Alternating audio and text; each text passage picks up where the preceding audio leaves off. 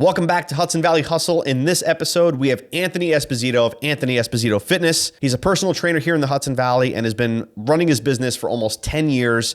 He's got a great story from how he transitioned from working for somebody else to working for himself full-time. It's a good one. Hope you enjoy.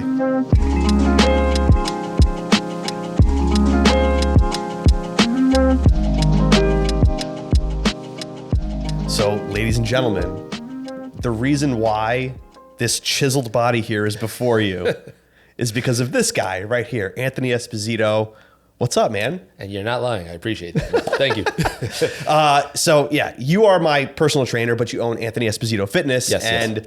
That's why you're here sharing your awesome insight into business. So what's up, man? Oh, thank you for having me here, man. It's good to see you twice today. Twice in one day. That's a lot of Esposito. A lot of Esposito. Absolutely. So give the origin story a little bit about how, maybe your journey into fitness and then maybe into business and how you are where you are now, being the entrepreneur that has his own gym and serves many clients. And if it's too much, just be like, hey, cut it down a little bit, man. Settle down. So I had reached a point in my life where I was completely disappointed in what I saw. I had taken home partying habits from college. Drinking, never any drug usage or anything like that, but I ate. Cursing allowed? Or you can. No cursing? Yeah. I eat like shit, basically.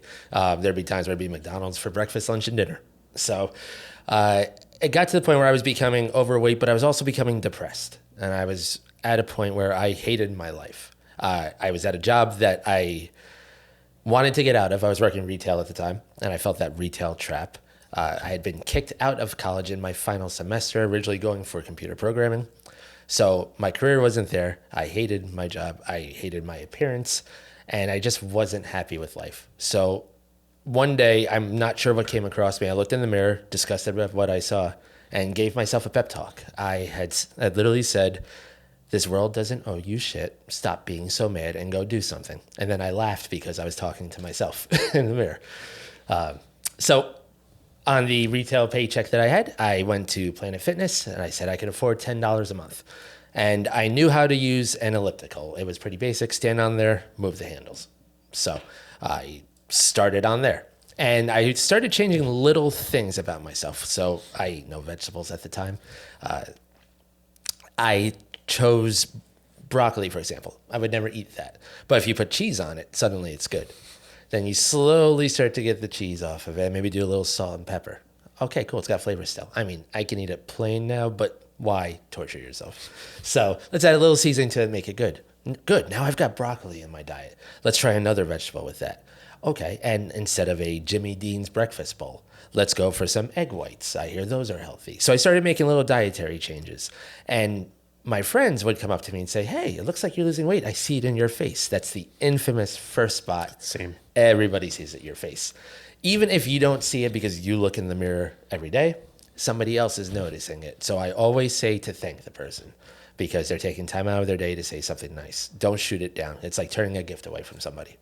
So I started, again, making progress, started noticing the change in my clothes, change on the scale, change in my appearance, change in my energy levels, started feeling better about myself, could look in the mirror and not hate what I saw. And people would ask me, hey, is there any chance that you could help me out with this a little bit? And I was like, yeah, sure. Do this, this, and this. Here's what I'm doing. Hopefully it works for you. I'm no expert. And they started seeing progress. So I was getting more and more people asking me, what should I do? How do I do what you're doing? I see you're doing great. I want to lose 5 pounds. It's always the magical 5 pounds. I want to put on some muscle, or what should I do? And at one point, somebody said, can I work out with you? And I told her, I was like, I'm sorry, my schedule's full. I've got so many people asking me that I'm helping. Well, I'll pay you. And suddenly the light bulb went off. And I went, I didn't ask for $1. I was doing this for free for people at first. I would take them to a local school. And we would use a track and a bench and monkey bars. I'd borrow dumbbells from my roommate and bring them there, a towel for a mat. And I just did this for free because I wanted to help people, because I know the position that they're in. I know what that feels like. So this was my way to make the world a better place a little bit. Now I have people willingly ready to pay me money for it. So I said, okay, I've got to get certified this is something I like doing, I enjoy doing. If I can make a positive change in somebody's life, I'm content. I always say it's great to help somebody lose weight, put on muscle, things like that. But I've had people come back and tell me I'm off my osteopenia meds. I'm not going to get osteoporosis now. People with type 2 diabetes, my A1C went from 14 to a 4.9. I don't need to take the medication anymore. My cholesterol has dropped. I'm off all the cholesterol meds. Things like that make a substantial change in a sense and can increase a quality of life, but also a victory such as I can look in the mirror and not hate what I see because, again, I can relate to that. I'm happy with what I do. Not to downplay the losing weight or putting on muscle because that could be the self-esteem boost that somebody needs as well. Yeah. So I had been working at a health food store. I had wanted to learn as much as I could there about healthy eating because that's a big part of it. And I used to go to the supplement section every day and go, what does this do?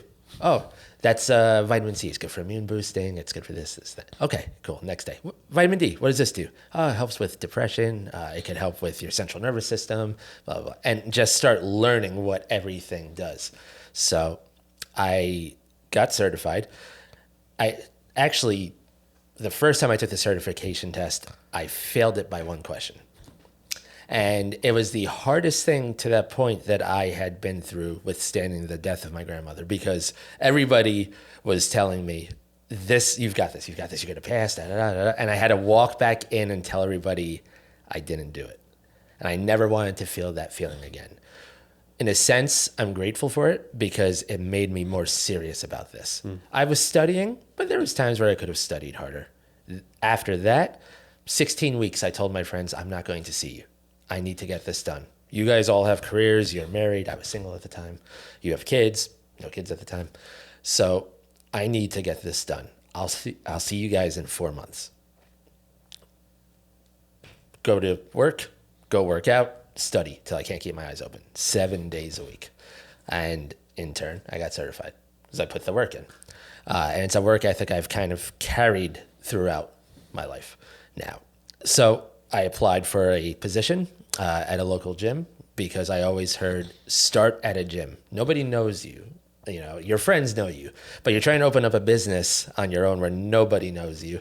How can they trust you? Yeah. Plus, when you say, "Oh, great, what's your training like? How long have you been a trainer?" 3 days. Right. Who have you worked with? My mom and my friends. You might a lot of credibility. A lot of credibility there. Exactly. So I went to a local gym, and again, the challenge was there because you weren't allowed to accept any outside people. You had to just work with what was there. And people that wanted training had their trainer already. People that didn't want training felt that they paid enough for the membership and any extras that they didn't want to pay more. Mm-hmm. So I questioned myself, did I make the right decision with this? But I was hitting a wall, and I realized I can either keep running into a wall or I can either try to find a way around it or try to climb over it. So I created a class, and in that class, summer was approaching. It was May. A lot of people are about the summer body look.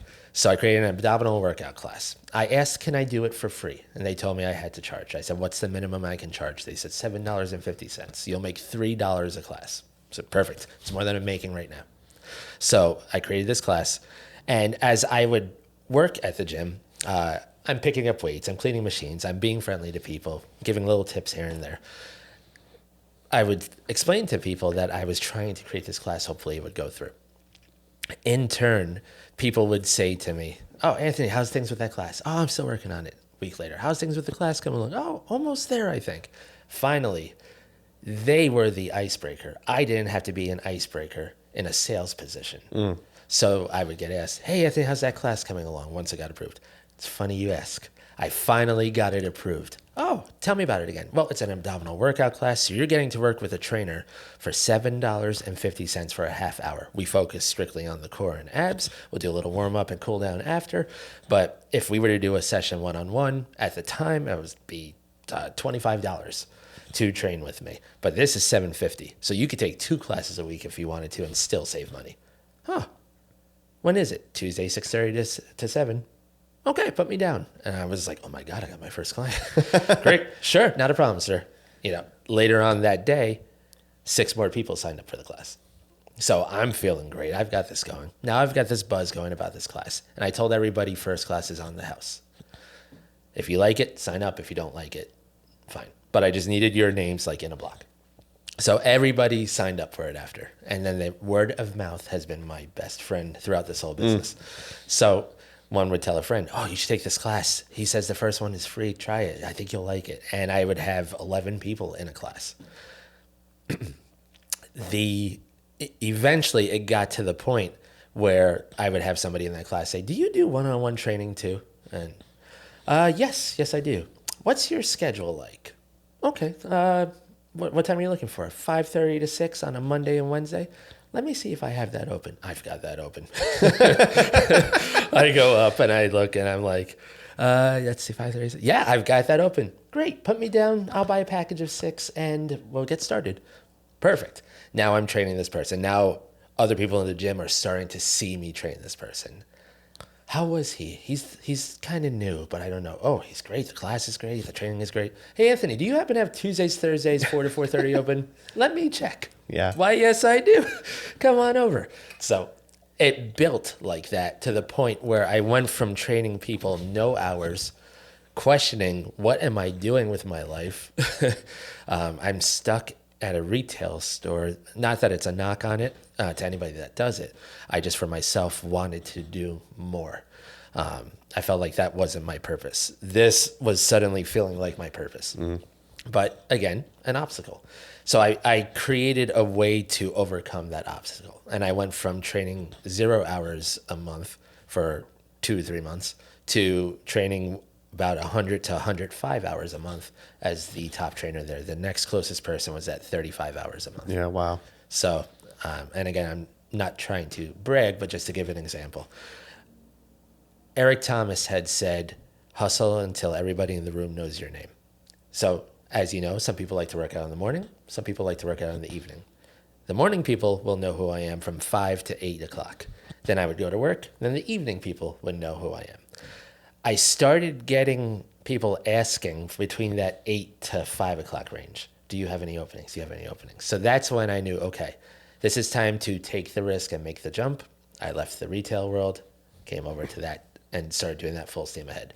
I did that for 1.5 years, and then I realized, okay, it's time for me to open a business. I have hit a ceiling here. In 1.5 years, I went from the least busiest trainer to the most busiest trainer, multiple levels. They would have like a beginner trainer, intermediate trainer, master trainer level kind of thing. And after that was administrative, but you were not allowed to train people. I like getting into the trenches with my people. So I didn't want to avoid that.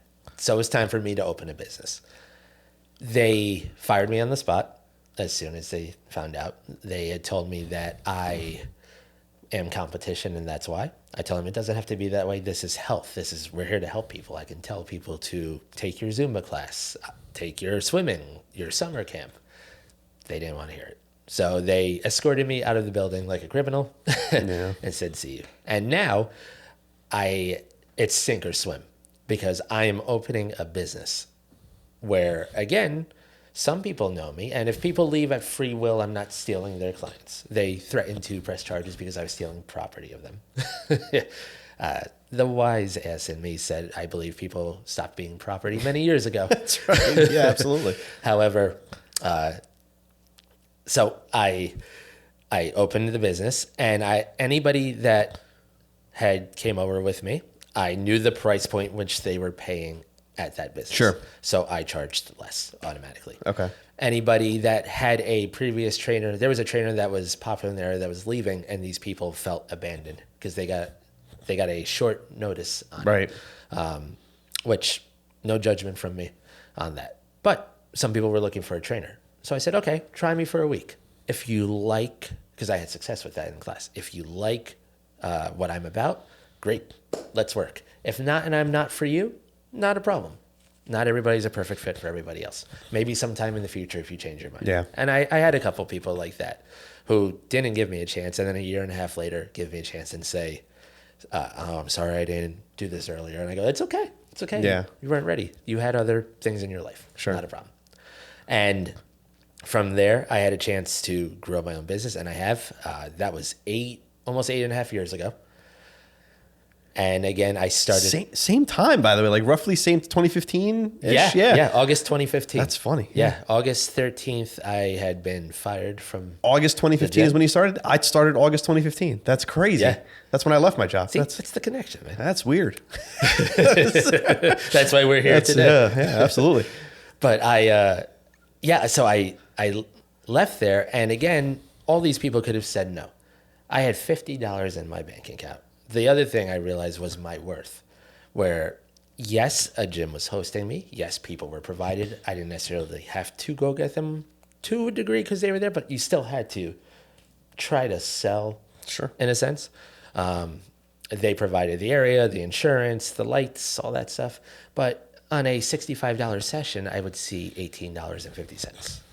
So I again realized my worth. I was working 7 days a week, pulling in enough to live check to check. Mm-hmm. So with $50 left to my name, $37.50 to go get a business certificate, I was like, okay, I've got $12. This has to work. And here I am, as you know, I'm training youth. Couple of times I've been very fortunate to win Hudson Valley's best trainer, featured in their magazine a time or two.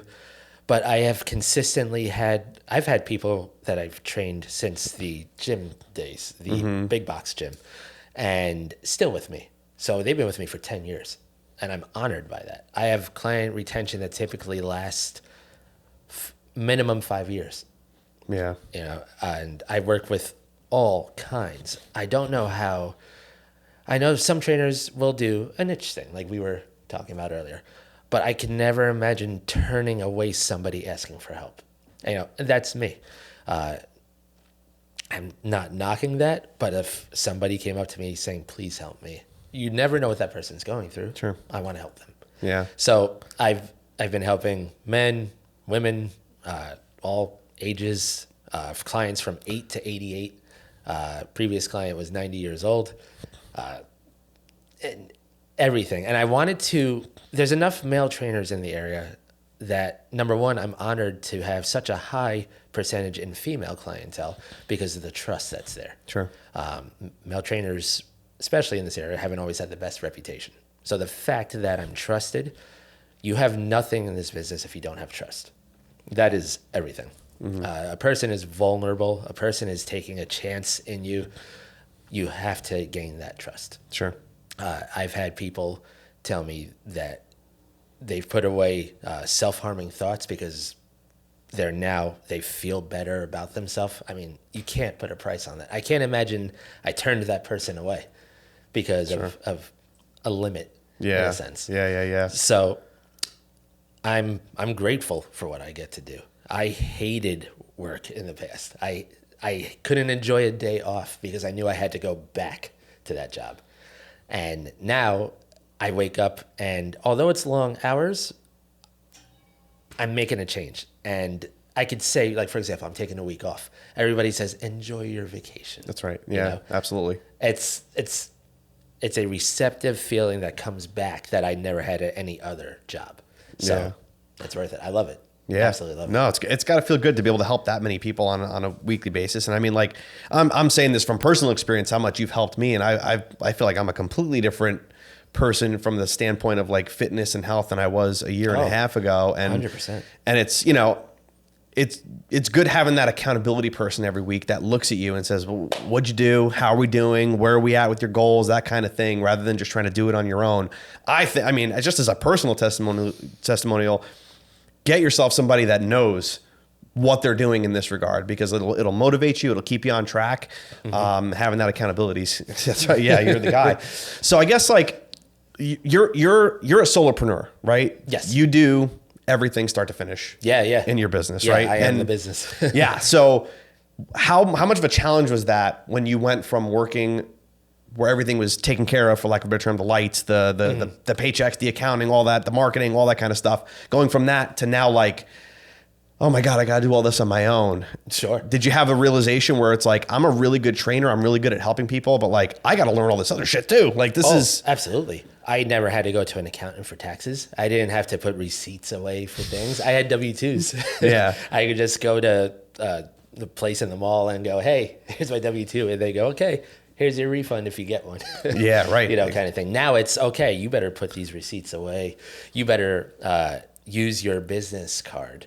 And also make sure that you use X amount of dollars on that business card so you get a better refund. And we can use it as a write-off. You have this much, things like that. When I walked into a fitness place and bought a $1,600 machine for the first time, I never spent that much money in my life.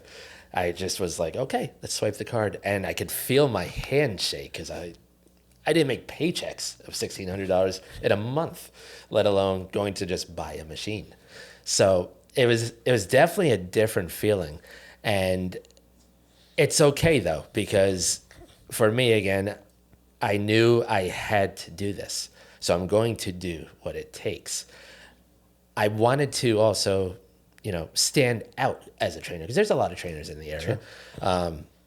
But what's going to make me different? A bicep curl is a bicep curl. Now, people may teach it differently. I may tell you, extend that arm. If you tell me, I've got carpal tunnel, I might say, okay, make sure you're not coming up like this. Keep the wrist up. But basically, a bicep curl is a bicep curl. But what I wanted to do was make it an experience.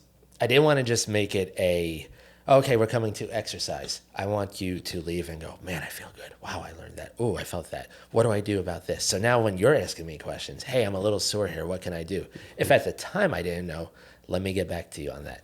Researching. Okay, bicep soreness, how to alleviate. And then I'm learning about trigger points and different parts to press and lacrosse ball rolling, foam rolling.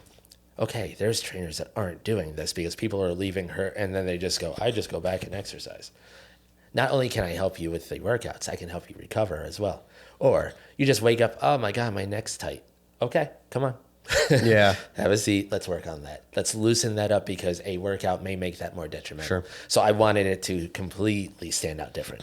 Yeah. So. You have a lot of discipline, and that's like in the world of fitness, if you don't have discipline, you will fail, right? It's very hard to not be disciplined enough because it's easy to start something. It's very difficult to keep it up maintain for a very long period of time. And sure. I feel like to be out on your own and to, go out and hunt for something and drag it home like an entrepreneur is supposed to do, sure. You've got to also have that discipline. So I feel like, health and fitness, somebody that's really strong in that regard has like a good business mindset too because of that level of discipline. Do you think that has something to do with it? 100%. Yeah, I agree with that. I think there's a few things with that, with the discipline. A funny example, I could go to the grocery store and people love to look at my cart. Oh, what are you buying? Oh, it's as boring as I thought. Yeah, let's see, what are you buying? Yeah. Oh, those Oreos, Oreo cookies? They're for your kids for after school, right? Yeah, it's okay. Yeah. So I've got to stay on point. You'll never see me, not that I want to eat it anyway, but you'll never see me walking out of a McDonald's or a Burger King or anything like that. Who am I to tell you to eat better or to help you eat better and work on that when I'm not practicing what I preach? So I think that's an important part. With the failing thing, it's interesting because I always say the gym is the perfect place to fail. If you're not failing, maybe the weights are too light. You want that challenge. It's good to find a discomfort because in that discomfort, you grow. And just like the gym, with that discomfort, maybe a bicep, I don't know if I can make it. You're going to make it. You're going to make it. Oh, got number 12. You grow off of that. Feel it all the time. I know exactly what that means. So the failure thing, for me, I look at that as a reset button. So that was me I failed the personal trainer test. That was my reset button for me to get my shit straight and go, okay, let's really dive into this, close out the outside world, put the blinders on. So failing with that isn't necessarily a bad thing. And the discipline, I always say, is within everybody. If I had said, Joe, you've got to eat like this, and you said, I can't do this. And I said, all right, in 30 days, you're going to die. If you find a way to eat like this, though, you will live. You'll be able to see your wife and kids. You're going to eat like that because your family is your world. So it's in you. We all have it, and we just have to make ourselves do it. And if I can help with that, great. But just know that it's in you. Yeah. So. Yeah. Absolutely. You said you had to put the blinders up for that time where you were like being super intense and studying for the certification and all that. Oh, yeah. when you were first starting out, I always like asking this because I feel like many people have a very similar answer. You had a lot of people that were coming to you for help, which was great. And that's what motivated you to get going on your own and start your own business and whatnot. But like, did you have a lot of people that thought you were nuts for going out on your own and leaving? Yeah. I've had a lot of people tell me you're never going to make it. Oh, what makes you think you're different? Oh, yeah. Good luck opening your own business. Oh, you'll be back in retail in no time. Oh, you didn't burn the bridge. You blew the bridge up over at the gym. Yeah. Good luck. You're not going to constantly. I've had people throughout time. I was training people getting ready for a show, and I've had people try to poach them and say, you're a woman. He's not a woman. He's not going to understand. And he's never done a show. So I went and did a show and pulled the first place trophy. Nice. How do you deal with that? Like, how do you deal with the naysayers? Because they're always there. Always. I feel like when you have your own thing and you're doing your own thing and you're going out and doing something for yourself, there are more people that'll say you're insane than people that'll say, good for you, man. That's awesome. Right. How do you deal with that? You do it. Prove them wrong. Let that be your fuel instead of taking it to heart. Years ago, before the whole, getting into exercising and training and everything, I would have took that to heart. If I was told, you're not going to do it, you're going to be a failure, I would have been like, oh, well, these are my friends saying this. This is my family saying this. Okay, I guess it's not for me. I'll figure something else out.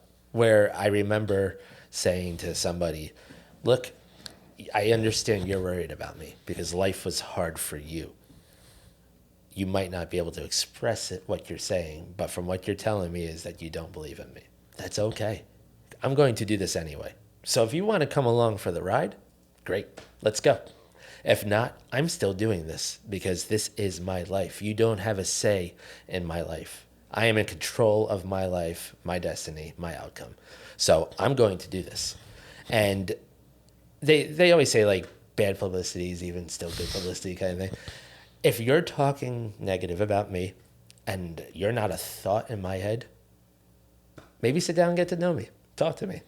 Maybe you'll think otherwise. If not, and you just want to do that, thanks for thinking of me. Yeah. So, keep the blinders up, man. Yeah, that's it. And I just keep moving. I hope you find peace in your life that if you have to be so negative about somebody that you don't necessarily know, right, that you find inner peace within yourself. It says more about when somebody tells you you're crazy for doing something, it actually says more about them than it does about you. Absolutely. It's like almost a they're jealousy, in a worse place. Right, or a shame.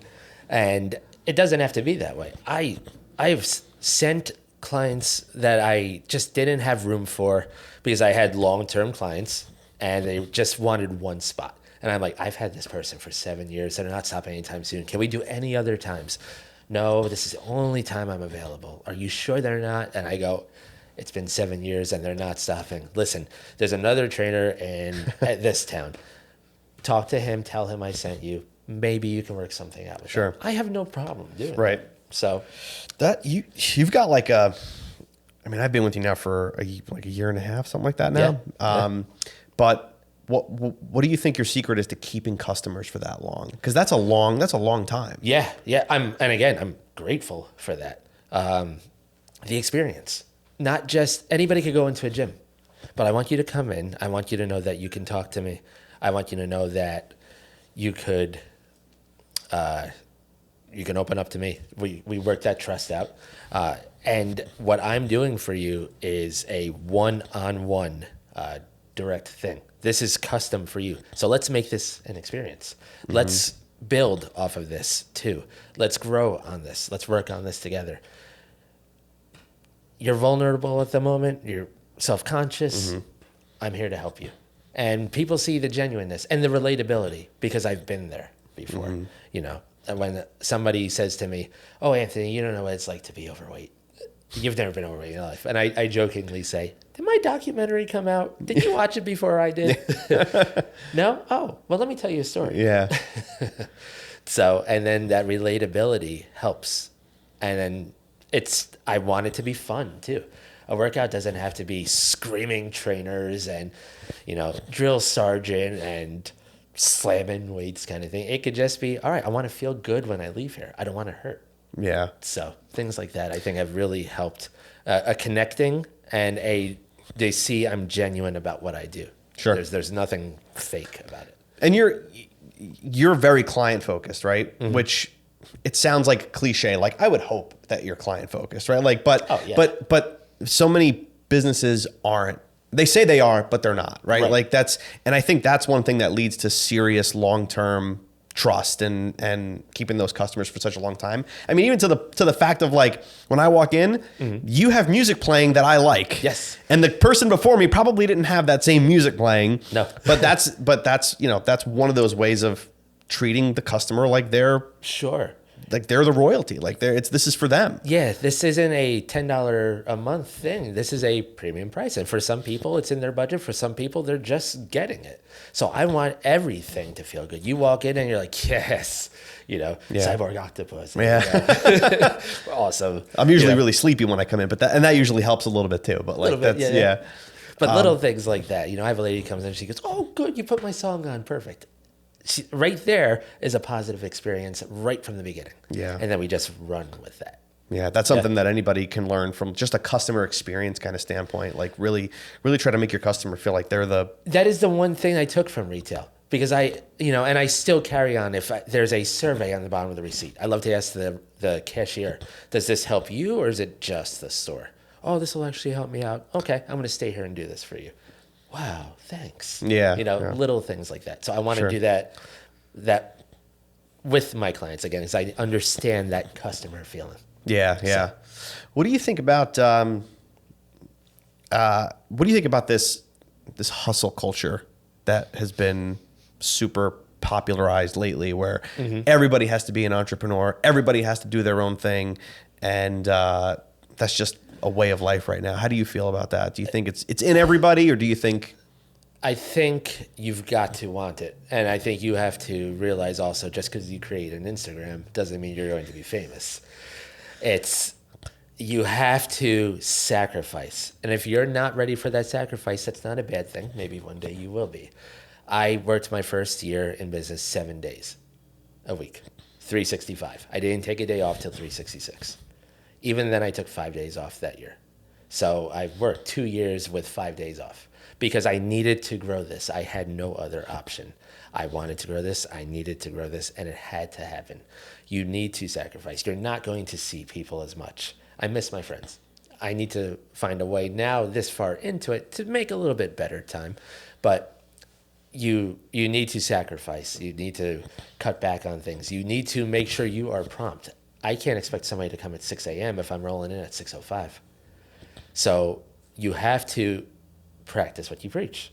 Like I said, don't tell somebody to eat better if you've got a Big Mac and fries in your hand.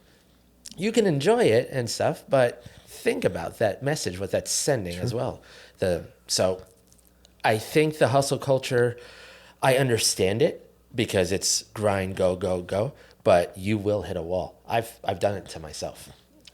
So you will hit a wall eventually and you will burn out. You have to find a balance. If you can set it a little earlier, do it, because one of the things that was very hard for me was cutting to 6 days a week because I had a busy Sunday.